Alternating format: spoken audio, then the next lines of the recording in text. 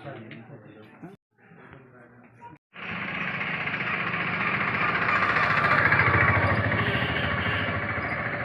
దాని మీద దోమతెరలు వాడమని చెప్పినావు, మరి వచ్చి నువ్వు చూపించుకోమని చెప్పినావా?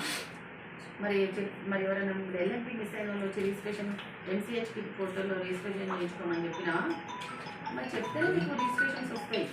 నువ్వు ప్రతి సోమవారం శుక్రవారం ప్రెగ్నెంట్ పేషెంట్లు ఎవరైనా నెల తప్పిన వాళ్ళని వచ్చి కంపల్సరీ సబ్ సెంటర్లో చూపించుకుంటే రిజిస్ట్రేషన్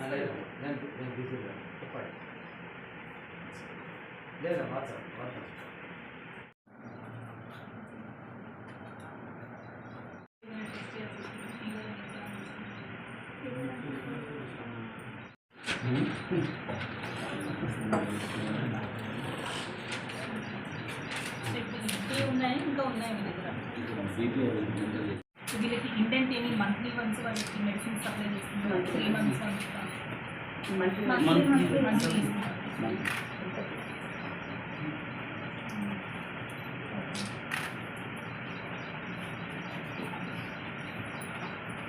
ఈ కేసెస్ మరి రెగ్యులర్ ఈ 399 కాకుండా మిగతా వాళ్ళకి చెకింగ్ ఎంత ఫ్రీక్వెంట్గా చేస్తున్నారు? కొత్తగా హైపర్ టెన్షన్, కొత్తగా బీపీ వస్తున్నారు వీళ్ళకి సబ్ సెంటర్ షాయిపేట అలానే అంగన్వాడీ కేంద్రం విజిట్ చేయడం జరిగింది. సబ్ సెంటర్లో మందులు ఏవేవి అందుబాటులో పెట్టుకుంటారు, అలానే ఈ మధ్య మనకి మలేరియా, డెంగ్యూ ఇలాంటి జ్వరాలు ఎక్కువ అయిపోవడంతో అక్కడ fever survey ASHA workers ANMs ఏ విధంగా చేస్తున్నారు అనేది చెక్ చేయడం జరిగింది.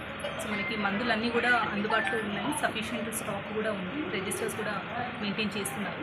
ఈ కిట్స్ మలేరియా, డెంగీ కిట్స్ ఏవైతే ఉన్నాయో లాస్ట్ వీక్ డిఎంటీ గారికి ఇన్స్ట్రక్షన్స్ ఇవ్వడంతో ఇప్పుడు ప్రతి సబ్ సెంటర్లో కూడా సఫిషియెంట్ కిట్స్ పెట్టుకున్నాము. ఎవరికైనా జ్వరాలు ఉంటే వాళ్ళు కిట్తో కూడా చెక్ చేయించుకోవాలి. 3 రోజులు 4 రోజులు జ్వరాలు ఉంటే కిట్తో కూడా టెస్ట్ చేయించుకోవాలి అనేది రిక్వెస్ట్ చేస్తున్నాము. అండ్ ఏఎన్ఎంస్కి కూడా అదే ఇన్స్ట్రక్షన్ ఇచ్చాము దట్ కిట్ సఫిషియెంట్గా ఉన్నాయి కాబట్టి వాళ్ళు లిబరల్గా ఆ కిట్స్ కూడా వాడి మనకి టెస్ట్ చేసుకోవాలి అని రిక్వెస్ట్ చేశాము. అదేవిధంగా మనము ఇప్పటివరకు first round fever survey complete చేసుకున్నాము. ఇప్పుడు 2 విడత ఫీవర్ సర్వే, వర్షాలు కూడా ఇప్పుడు ఆగాయి కాబట్టి మళ్ళీ ఇంకొకసారి ఇంటింటికి ఫీవర్ సర్వే సెకండ్ రౌండ్ కూడా స్టార్ట్ చేయమని ఆదేశాలు ఇవ్వడం జరిగింది. నెక్స్ట్ ఇక్కడ సబ్ సెంటర్లో అంగన్వాడీ కేంద్రంలో మనకి ఎంతమంది పిల్లలు ఉన్నారు, వాళ్ళకి రీసెంట్గా గవర్నమెంట్ నుంచి ప్రీ స్కూల్ కిట్స్ అనేది ఇవ్వడం జరిగింది. దాంట్లో కొత్త బుక్స్ నెల నెల ఏవి చెప్పాలి అనేది అంగన్వాడీ టీచర్కి ట్రైనింగ్ కూడా ఇవ్వడం జరిగింది. సో దాని ప్రకారం చెప్తున్నారా లేదా అనేది చెక్ చేయడానికి రావడం జరిగింది. వాళ్ళు శిక్షణ అందిస్తున్నారు కానీ ఆ పిల్లలు ఎంత నేర్చుకున్నారు అనేది రికార్డులో కరెక్ట్గా ఎంటర్ అవ్వట్లేదు ఇప్పటి వరకు. సో ఇప్పటి నుంచి నెల నెల వాళ్ళు ఎంత నేర్చుకున్నారు, ప్రోగ్రెస్ ఎంత ఉంది అనేది ఎంటర్ చేసుకుంటూ అదే తల్లులకి కూడా ఇన్ఫామ్ చేయాలి అనేది ఇన్స్ట్రక్షన్స్ ఇవ్వడం జరిగింది.